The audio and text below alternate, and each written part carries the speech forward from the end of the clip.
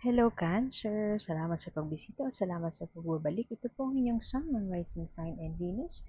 General reading para sa sign ng Cancer. Ito po ay para sa buwan ng Hunyo. Kung niyo lang po yung nakarelate kayo, tapos nyo hindi. Kung hindi nakarelate, okay lang yan. Maaaring ang mensahe sa susunod na buwan ang siyang makakarelate tayo. Pero naniniwala ako, meron at merong dahilan kung bakit tayo napadpad dito. Siyempre, may factor din yung algorithm. Pero bukod dun, kasi kahit pa may algorithm na ganyan, sa dinami-dami ng lalabas sa feed mo, para i-click mo to, meron at meron dito na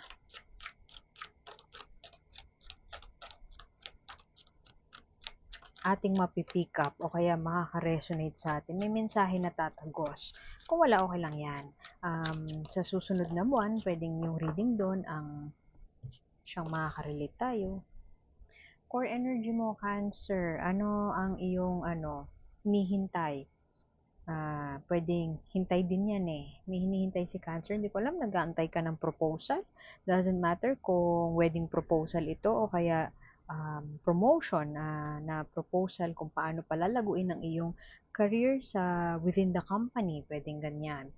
Pwede din naman na parang naghihintay ka na lang eh. So wala ka nang pakialam dun sa mga ibang ganap. Four of Cups could mean emotional stability, but at the same time, something that is parang stable could be stagnant in the long run. So parang wala nang bago, wala nang nagaganap na bago, at parang ewan ko, ayaw mong labelan na bubore ka na, nauurat ka na, or ayaw mong aminin na boredom ito, pero something is parang steady lang. Yan ang nararamdaman ni Cancer. Walang bago. Walang ay, parang wala kang maramdaman, ganyan. There is an energy in your life na, ewan ko, nasanay ka na lang sa sama na, for the lack of a better word, nasanay ka na lang sa sama na ugali niya. So, parang, maya mo na siya, ganon. Ang Queen of Wands ay somebody na alam niya kung anong gusto niya. Pero for it to come out reverse, pwedeng nagiging demanding na siya. Ang dami niya nang hinihingi sa'yo. I don't feel na ikaw to eh. Kasi ang core energy mo, ayan no, meron parang stability, steady lang. Ito, yung energy nito may malakas na puwersa eh. Force to reckon with, kanya na hindi ganun kaganda yung force na yon. Kasi parang gusto mo siyang sabihin na manahimik ka na lang. Tas queen siya, tao, court card, ibig sabihin, tao, presensya ng isang tao. I don't feel na ikaw to, kasi ang energy na ito ay may waiting eh, may period of being at peace where you are. Pero kung tatanungin mo yung sarili mo ng malalim, parang peace nga ba ito o sadyang wala na lang akong pakialam? Ganon. So, itong energy na to, malakas siya eh. Parang may suntok na, parang, uy, saan galing yun? Yung mapapaano ka, magigising ka bigla kasi parang, oops, saan galing yun? So, may, ang energy ng Queen of Wands ay ganon. Demanding, bossy. Ganito gagawin natin, ha? Wala kang magagawa kasi ako nagpapalamon sa'yo. Pwedeng ganyan. Wala kang magagawa kasi ako nagpapayad ng ganito. Ganun. Parang siya eh. Hindi ka makapag-negotiate kasi parang siya din naman masusunod. So, para saan pa na i-voice out mo yung concern mo? Authority. Pwedeng yung iba sa inyo ay under the influence of somebody na talagang siya ang humubog sa'yo. Siya ang tumulong sa'yo para kung nasan ka ngayon. So, while minsan wala na sila sa lugar, parang para sa'yo naman, ang ingrata mo naman or ingrato mo naman, napaka-ungrateful mo naman kung hindi mo sila susundin. Alam mo, may mali dun sa pagtatry nilang kontrolin. Uh, Pwede kasing hindi ka directly kinokontrol ng taong to eh. Pero may authority siya na in one way or another, parang nakokontrol ka na rin. At sa ngayon, ewan ko kung this is one of those cancer moments na parang kikimkimin mo muna. Iipunin mo yung sama ng loob. Ah, ipunin mo sama ng loob hanggang sumabog na lang si cancer. So parang sa ngayon, hayaan mo siya, ganun ka lang. Pero ayaw mo din namang tatanungin ka, anong problema mo? Ayaw mo din sabihin, di mo din sasabihin. So might as well parang palampasin na lang siya. Pero masyado siyang malakas na puwersa sa buhay mo na parang hindi mo siya basta-basta machuchugi. Hindi mo siya basta-basta mapapaalis. Kasi nga, pwedeng, ewan ko siya nagpalaki sa'yo, pero hindi siya yung magulang mo. Pwedeng guardian mo siya. Pwedeng sa trabaho, pwedeng mentor mo siya. Pwedeng boss mo siya na everything is now trying to be parang negotiable na lahat kasi parang kahit naman anong sabihin mo, hindi naman nila susundin, sila din naman yung masusunod. Kahit anong sabihin mo, hindi naman sila papatalo. So parang para saan pa? Para saan pa na ano, na sabihin mo, i-air mo yung side mo, o kaya para saan pa na para makipag-negosasyon ka sa kanila. So parang steady lang, ganun. Masyado malakas ang energy ng Queen of Wands na yun. Uy! Yung iba naman sa inyo, pwedeng, ano yan, partner. As in, real life as in, romantic partner. Nagmamatch kayo in a sense na siya kasi siya yung action-oriented, siya yung goal, siya yung nagmo-move ng goals ninyo. Ikaw naman, ikaw yung emotional side, ikaw yung nag-weigh ng parang does this feel right?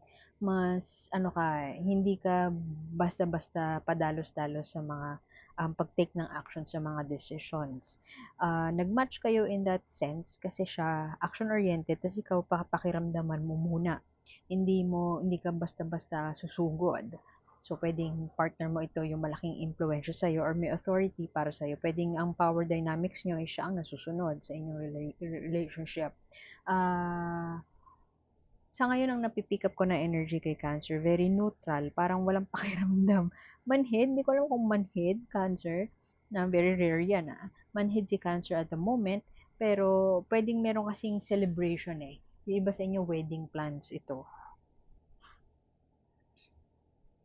Wedding plans na parang ayaw mo na lang magbigay ng opinion, parang since siya naman yung gustong gumawa ng lahat, siya naman yung gustong i-push ng gantong date, o di sige, siya na lahat, gano'n. Parang kumbaga, sinusurrender mo yung voice mo or sinusurrender mo yung ano, leadership. Parang nagde-defer ka sa kanya.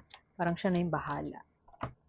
Yung iba sigurong mga tao sa paligid mo na bother na parang wala kang say, napapaisip siguro sila na parang ano ba, parang binubuli ka ba niyan? Parang pinupuwersa ka ba niya na wag nang magkaroon ng opinyon? Matalino nga naman, bakit parang hindi ka nagsasalita, gano'n. So, ikaw parang imbes na sabihin na, oo nga, gano'n nga, or i-acknowledge, or parang isipin na, may gano'n nga ba? Hindi mo na lang siya ini-entertain na parang, yan mo siya, parang gano'n. Parang letting go, surrender. Surrender. Surrender na lang sa, parang you are at peace na, diyan ka lang muna, hindi nagsasalita. So far, si Cancer yung may, of all the signs so far, kasi pa Gemini season na eh. Ang Gemini yung you will put yourself out there, you would parang magpapaka-social butterfly. Si Cancer lang so far among all the signs ang yung tahimik lang sa isang tabi. At parang okay na ako dito, bahala na kayo diyan. Walang pag-take ng action, walang putting yourself out there, parang steady lang. Ganun. At peace siya kung nasaan siya. No movement. Pwedeng somehow against dun sa prinsipyo mo yung gusto mangyari, pero parang you're just letting it go. It's not that wala kang opinion, pero parang para saan pa. And parang hindi ka para pumatol, parang bakit ko pa pag-aaksayan ng panahon yan. Ganun. So, pwedeng kasi may mga pagbabago around Cancer, around you na parang dati hindi ka ganyan. So, baka kaya yung ibang tao sa paligid mo nababother na bakit ganon si Cancer? Parang well, tahimik siya talaga, pero bakit ganun? Parang hindi siya masyadong nag-i-air ng kanyang opinion ngayon. Itong parang pagiging detached ni Cancer this June is something na parang it's either yun na yung pagbabago sa mga sa relasyon mo o sa buhay mo, or siya ang parang magiging mitya ng pagbabago sa iyong dynamics with your relationship with other people.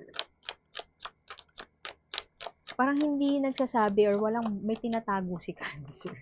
May tinatago ka na ayaw mo talaga sabihin, and there is no way na sasabihin mo siya sa mga kaibigan mo, sa loved ones mo. Kapag may loved one ka na nag-express ng concern sa'yo, magsabi ka naman. Kasi, well, I don't know, parang ayaw siguro ni Cancer ng gulo. Libra yan. Peace lang. Parang, okay na ako dito, huwag niyo na akong kausapin.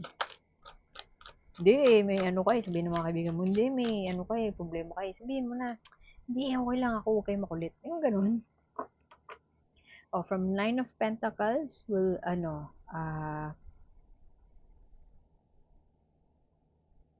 parang transition into 10 of Pentacles. So, positive movement or positive siya na growth from parang everything is negotiable, na parang okay lang sa'yo kahit bawa, ang dream wedding mo ay beach.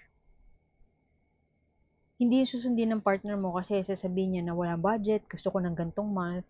So, imbes na okay ka lang na mag-back down, okay lang na ikaw yung magparaya, para lang matigil na, matahimik na, yung ganun, ito yan Nine of Pentacles. Pero positively, magpo-progress siya into something na parang okay naman pala ang lahat. Siguro si Cancer ngayon nananahimik, kung ikaw ay cross-watcher at you're wondering anong ganap kay Cancer at hindi siya nagpaparamdam, pwede kasi na siya ay parang putting her head low, doing the work lang, trabaho lang ng trabaho, maaring siya ang nag-iipon para doon sa grand celebration na ito or doon sa wedding na yan. Siya yung parang, ewan ko, bibili ng bahay bigla, bibili ng kotse, mag-i-invest into something big, tapos ayaw niyang ma-jinx, kaya hindi niya sinasabi. Tinatago ni Cancer. Cancer is keeping a secret. Kasasabi ko lang, secret. Keeping a secret and not telling anyone. May mystery surrounding Cancer right now. So, kung hindi nyo alam, kung ikaw ay cross-watcher or kaibigan ni Cancer, kung hindi mo alam anong ganap kay Cancer, maaaring meron siyang pinagdadaanan, pero huwag mo nang kulitin kasi ayaw kanyang kausapin. Ayaw niyang kumausap ng kahit sino, ayaw mag-share. So, hayaan nyo na lang siya. Something is not clear when it comes to Cancer's parang issues in life right now. And I feel na parang meron siyang pinagdadaanan, may something na mabigat, o pwede din naman na iniinda na parang failed investment, at hindi, parang feeling niya aksaya lang ng panahon para ikwento niya pa yon. Pwede kasi na break up. Pwede kasi na you had this wedding of the century, no, na parang inabangan ng lahat na perfect wedding kasi. Tapos, biglang, ang bilis, nag-break na kayo agad. So, parang yung mga tao, ano nangyayari kay Cancer? And since this is something na big deal dati, ayaw mo nang, alam mo yun, ayaw mo na yung mga marites na magpista pa dun sa ganap sa buhay mo. So, gusto mo manahimik na lang, parang may silent battle si Cancer. Pwede naman na yung iba sa inyo, kung yun nga nagpaplano ng wedding, na pwedeng sa ngayon tahimik lang si Cancer, pero in the long run, parang may balak pala siya na i-call off yung wedding. Hindi pala tutuloy yung ganun. Kasi there's an unexpected event that might come, and hindi siya inaasahan. Pwede din kasi na yung silent battle ni Cancer ay extreme to, pero baka may makarelate. Meron siyang long-term partner na biglang nakabuntis. Hindi pa kayo kasal, ikakasal pa lang, tapos biglang nakabuntis si partner. So, yun yung silent battle niya, and ayaw niyang ikwento pa yon kasi parang mamamagnify lang yung pain. So, Cancer is silently doing the work. Pwedeng tatanggalin niya na sa buhay niya itong demanding na taong ito, She will be in the dark. Whatever in the dark means to you, it could mean na mananahimik lang. It could mean na depressed. You might check in dun sa, parang i-check nyo yung mga cancer friends nyo. Pero, kung ayaw niya kayong kausapin, okay lang yun.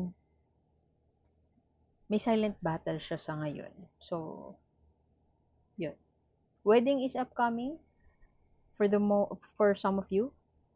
Pero pwede din naman na wedding is called off because of someone na nanira ng plano. Pero Cancer just wants to parang mag-antay lang. Okay siya na tahimik lang at walang issue. Pero yun nga, as mentioned, meron siyang silent battle. Pwede din kasi na wala lang, nag-iipon lang si Cancer. Bakit ba? So, ko lang manahimik kasi I'm doing the work, nag-iipon ako. Kasi, magugulat na lang kayo, may big news ako. Pwedeng kasal, yan. Pwede din naman na major purchase.